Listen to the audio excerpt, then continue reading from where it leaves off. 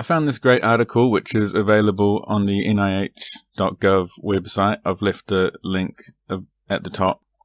It's called Why Dr. Oz Makes Us Crazy, written by a doctor from the University of Chicago.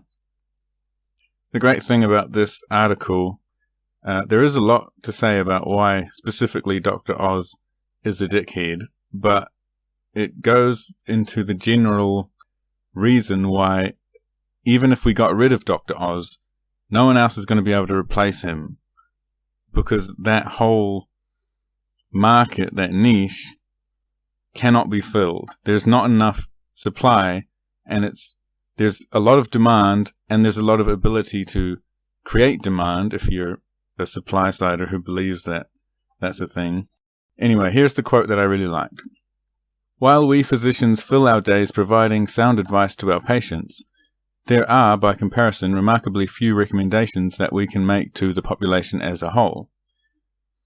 Everyone should exercise and wear seatbelts. Nobody should smoke or drink excessively. And everyone should receive childhood vaccines. Not only are these types of recommendations limited in number, they are also neither terribly interesting nor surprising. They would certainly not support a daily or even weekly television show. Once we get beyond basic recommendations, it becomes difficult to give health advice to large populations. And I studied a degree that was very much trying to not just fill this niche, but in actual fact create this niche of health advice that can be given to the general public. So I studied, exercise prescription, and I did papers on nutrition during my sports science degree. The best information I could give regarding exercise and health would be from a fairly old study called Lance et al.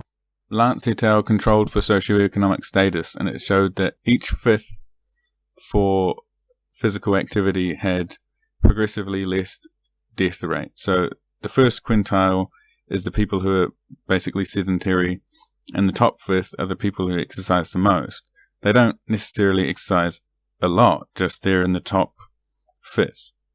There's a massive difference to the death rate among these different fifths. And this leads me to conclude that basically 1 in 5 people are the expert in how to exercise for your health, as measured by longevity, which is a pretty good measure. This doesn't really leave a position for expertise in this area.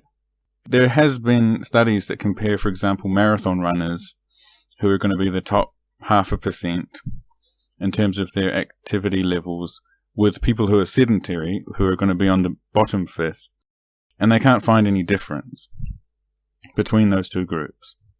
So anyone who's saying that they have some specific regime or large amount of dedication or money that you can give them in order to get particularly impressive results, it's possible that could relate to fitness or getting in shape in some temporary fashion. But in terms of the actual health consequences, this is your best information. This is the most impressive information I've found. Just be in the top fifth. And when you're looking at a large population and their physical activity levels, you're not asking specifics about what they do. You're just asking how long do you spend exercising. The degree to which I want to insert myself as an expert into this situation is the degree to which I actually have to convince you that this has to be hard, that you have to be very knowledgeable or persistent or informed in order to achieve anything, and it's just not true. I really think there's a tendency to actually get in the way of what is useful in that regard.